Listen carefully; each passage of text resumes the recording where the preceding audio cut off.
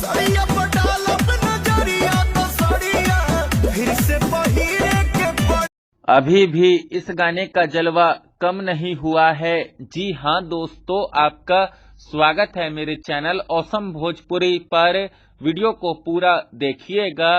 Video पसंद आए तो वीडियो को लाइक और चैनल को सब्सक्राइब कीजिएगा।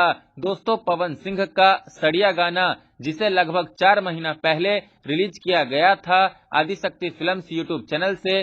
दोस्तों, पवन सिंह के इस गाने को रिलीज हुए 4 महीने से ज्यादा का समय हो गया है, फिर भी पवन सिंह का यह गाना पूरी तरह से छाया हुआ है।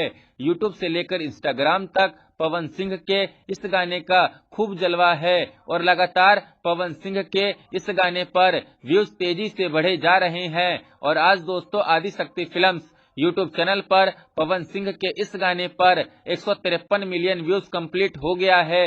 साथ ही साथ पवन सिंह के इस गाने पर अब तक 8,22,000 के करीब लाइक भी आ चुके हैं। और जिस हिसाब से दोस्तों पवन सिंह के इस गाने पर अभी व्यूज बढ़ रहा है, उसको देखकर तो यही लग रहा है कि आने वाले 1 से 2 महीनों में पवन सिंह का यह गाना आदिशक्ति फिल्म्स यूट्यूब चैनल पर 200 मिलियन व्यूज का आंकड़ा पार कर लेगा। तो आप लोग पवन सिंह के इस गाने पर ऐसे ही अपना प्यार बनाए रखिए।